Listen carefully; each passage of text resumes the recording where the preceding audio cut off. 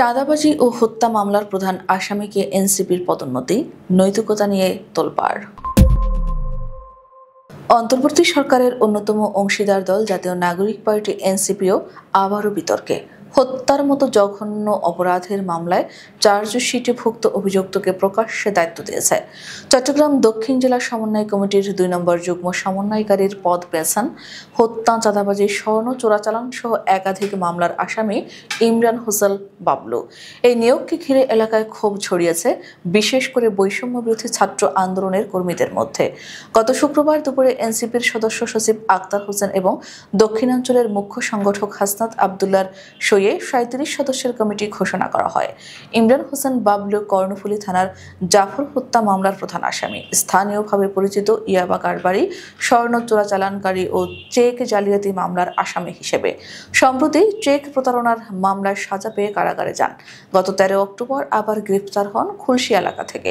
এরপর উচ্চ আদালত থেকে জামিন নিয়ে বেরিয়ে আসেন। তার আগে গত ডিসেম্বরেও পুলিশের বিশেষ অভিযানে গ্রেপ্তার হয়েছিলেন। এতবার গ্রেপ্তার, এত উপরের অভিযোগ, তারপরও রাজনীতির শীর্ষ পদে পুরস্কার। স্থানীয়রা বলছেন, এমন একজনের হাতে দায়িত্ব দেওয়ার মানে স্পষ্ট এনসিপি অপরাধীদের জন্য নিরাপদ আশ্রয় হিসেবে ব্যবহৃত হচ্ছে।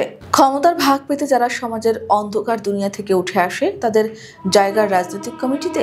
যে হত্যায় একজন পরিবার প্রধানকে রাস্তায় কুপিয়ে খুন করা হয়েছিল, সেই মামলার প্রধান নায়ককে দলীয় অভিজাত সারিতে বসানো, এটা কি নতুন বাংলাদেশ গড়ার প্রতিশ্রুতি? ২০১৭ সালের ২৪ আগস্ট চর লক্ষা ইউনিয়নের গোয়ালপাড়া ফকির মসজিদের সামনে স্থানীয় যুবক জাফর আহমেদকে খুন করা হয়। পরিবারের অভিযোগ, ইমরান সেই খুনের নির্দেশদাতা ও নেতৃত্ব দানকারী। নিহত জাফরের ছেলে মোহাম্মদ আফসার ক্ষোভ জানিয়ে বলেন, বাবা হত্যার চার্জশিটভুক্ত আসামি এখন দলের বড় পদে। আমরা আতঙ্কে আছি। বিভিন্ন সময় সে আমাদের হুমকি দিয়েছে। এখন দলীয় পরিচয়ে আরও বেপরোয়া হবে। এনসিপির কেন্দ্রীয় কমিটির সদস্য জোবাইরুল আলম মানিক বলেন, অভিযোগ প্রমাণ হলে ব্যবস্থা নেওয়া হবে। প্রশ্ন, চার্জশিট কি অভিযোগ নয়?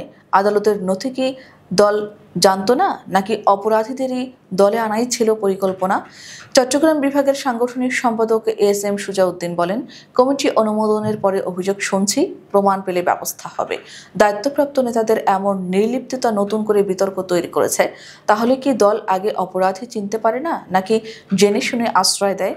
অন্যদিকে রাজনৈতিক বিশ্লেষকদের মতে, এই ঘটনা প্রতিফলন স্বচ্ছতা ও সুশাসনের কথা বললেও মাঠে অপরাধীদের হাতে রাজনৈতিক ক্ষমতা তুলে দিচ্ছে এনসিপি।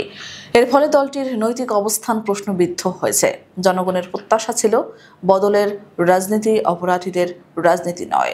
এ ঘটনা শুধু একটি কমিটির ভুল নয়, এটি প্রতীক। প্রমাণ হয়েছে, অপরাধের সঙ্গে জোট বেঁধে কোনো দলই পরিষ্কার রাজনীতি করতে পারে না। এনসিপি যদি সত্যি নতুন বাংলাদেশের কথা বলে, তবে এমন বিতর্কিত ভয়ঙ্কর আসামিকে রাতারাতি পদ দেওয়া নয়, তাকে বিচারের মুখে ফেরানোই প্রথম কাজ হওয়া উচিত ছিল।